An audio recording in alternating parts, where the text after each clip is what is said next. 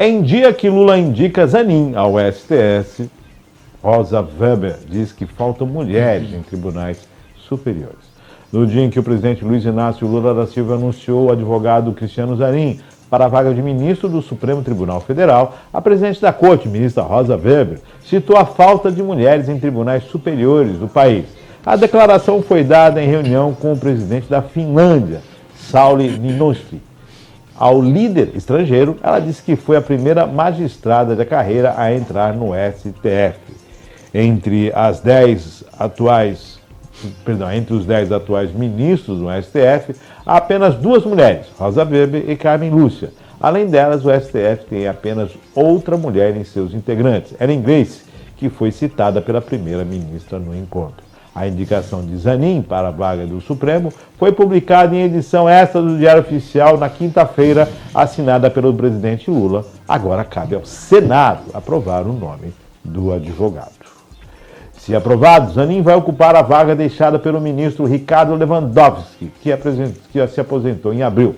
Oficialmente, Rosa Weber ainda não se manifestou sobre a indicação de Zanin. Bom, nós temos acompanhado aqui, havia as indicações para o STF, né? O STE, digo, eleitoral, e 2 advogadas, né? Frente à ordem dos advogados do Brasil, acho que uma de Minas, eu não sei se uma de São Paulo, agora não recordo. E foram escolhidos 2 outros, né? Indicações de Moraes. Quer dizer, há outras situações de Procuradoria-Geral da República, né, que está se buscando, aí, subprocuradores, todo mundo se movimentando em busca de quem vai substituir o Aras, né? E pode ser feito indicações de mulheres. De fato, a ministra e presidente não está errada. Não. Né? Ainda mais nesse contexto, né, Márcio? Desculpa te cortar. Não, claro. Não, ainda mais nesse contexto em que a gente tem um líder do governo que se diz defender as minorias e principalmente a igualdade de gêneros.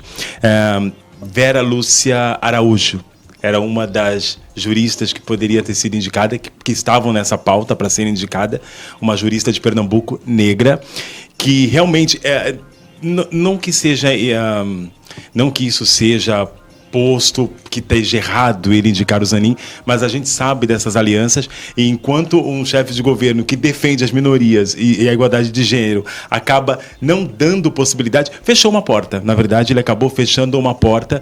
A gente sabe, não surpreende a escolha de Zanin, não é a competência dele que está em jogo, mas realmente ele é um advogado competente, sim, um criminalista, que eu acho que o jurídico precisa ter, que não tem. Nenhum dos ministros são criminalistas. Eu estava vendo umas coisas assim esses dias e eu fiquei surpreso com isso.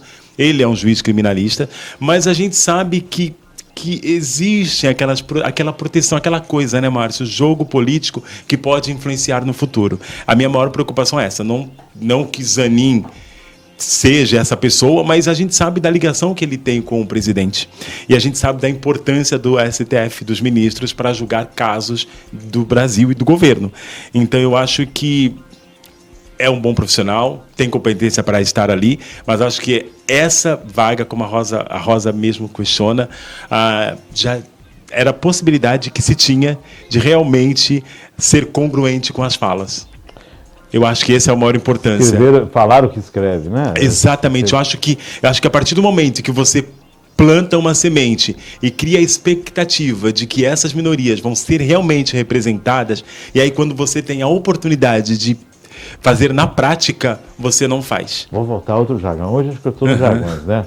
O que fala não se escreve, né? Deveria. O que fala, então tá estranho.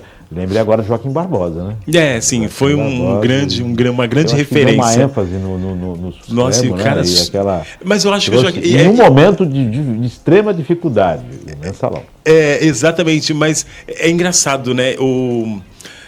A composição dos ministros naquele período parecia uma coisa tão, como eu falo, tão longe do cotidiano, né? A gente não tinha... E eu achava, isso era até legal. Tudo bem que hoje em dia está mais próximo das nossas conversas diárias, mas naquele momento a gente via o judiciário como pessoas num lugar em que não se mexia, e eles... Inalcançáveis. Mas na verdade, eles se colocavam dessa forma, e você percebia, claro que tinha alguns uns e outros, mas você percebia uma neutralidade em ações. Então pelo menos, talvez por não estar tão envolvido com essas pautas naquele momento, eu não via tanto... eu não via esses ministros tanto em defesas próprias de amigos ou de parceiros. A gente sabe que tem no fundo sempre tem, mas isso acabou vindo em voga muito mais agora. Então, acho que naquela época o ministro Joaquim Barbosa ele era assim, uma grande referência para essas minorias, e aí o nosso presidente poderia realmente fazer com que isso se tornasse muito mais viável agora que essas pautas estão... Né? Hoje em dia essas discussões estão tão latentes aí na sociedade. Tem possibilidade de mais 2 vagas, né? Sim. Ainda existe essa possibilidade. De mais 2 vagas. Sim, mas vamos ver quem não vai... por ele, né?